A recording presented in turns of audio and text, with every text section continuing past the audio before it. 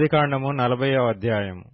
అటు పిమ్మట ఐగుప్తు రాజు యొక్క పానదాయకుడును భక్ష్యకారుడును తమ ప్రభువైన ఐగుప్తు రాజు ఎడల తప్పు చేసిరి గనుక ఫరో పానదాయకుల అధిపతియు భక్ష్యకారుల అధిపతియునైన తన ఇద్దరు ఉద్యోగస్తుల మీద కోపపడి వారిని చెరసాలలో నుంచుటకై రాజ సంరక్షక సేనాధిపతికి అప్పగించెను.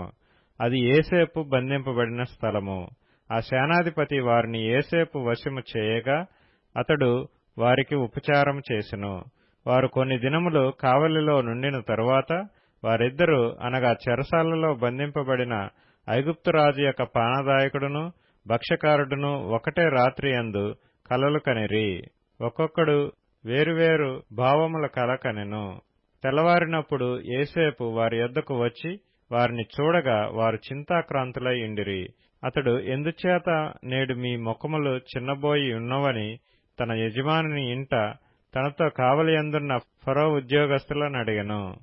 అందుకు వారు, మేము కలలు కంటిమి, వాటి భావము చెప్పగలవారెవరనూ లేరని అతనితో ననగా, యోసేపు వారిని చూచి, భావములు చెప్పుట దేవుని అధీనమే గదా, మీరు దయచేసి ఆ కలలు నాకు వివరించి చెప్పుడనెను.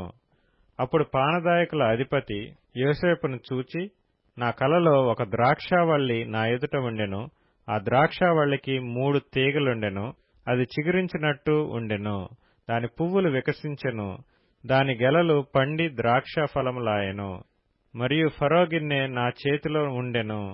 ఆ ద్రాక్ష ఫలములు నేను పట్టుకొని ఫరో గిన్నెలో వాటిని పిండి ఆ గిన్నె ఫరో చేతికిచ్చితునని తన కలను అతనితో వివరించి చెప్పెను.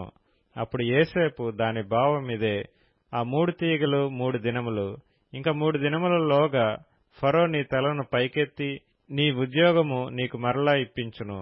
నీవు అతనికి పానదాయకుడివై ఉన్న వాటి మర్యాద చొప్పున ఫరో గిన్నెను అతని చేతికి అప్పగించెదవు. కాబట్టి నీవు క్షేమం కలిగినప్పుడు నన్ను జ్ఞాపకం చేసుకుని నాయందు కరుణించి ఫరోతో నన్ను గూర్చి మాట్లాడి ఈ ఇంటిలో నుండి నన్ను బయటకు రప్పించుము. ఏలయనగా నేను హెబ్రీయుల దేశములో నుండి దొంగిలబడితిని, అది నిశ్చయము. మరియు ఈ చెరసాలలో నన్ను వేయుటకు ఇక్కడ సహా నేనేమీయూ చేయలేదని అతనితో చెప్పెను.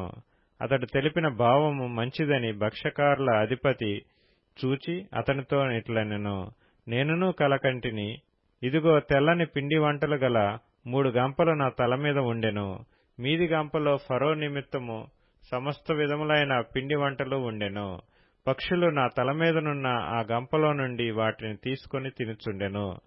అందుకు యోసేపు, దాని భావమిదే, ఆ 3 గంపలు 3 దినములు, ఇంకా 3 దినములలోగా ఫరో నీ మీద నుండి నీ తలను పైకెత్తి మ్రాను మీద నిన్ను వ్రేలాడదీయించును. అప్పుడు పక్షులు నీ మీద నుండి నీ మాంసమును తినివేయునని ఉత్తరమిచ్చెను. 3వ దినమందు జరిగినదేమనగా, ఆ దినము ఫరో జన్మదినము గనుక అతడు తన సేవకులకందరికీ విందు చేయించి వారి నడుమ పానదాయకుల అధిపతి తలను భక్ష్యకారుల అధిపతి తలను పైకెత్తి పానదాయకుల అధిపతి ఉద్యోగం మరలా అతనికిచ్చెను. గనుక అతడు ఫరో చేతికి గిన్నెనిచ్చెను.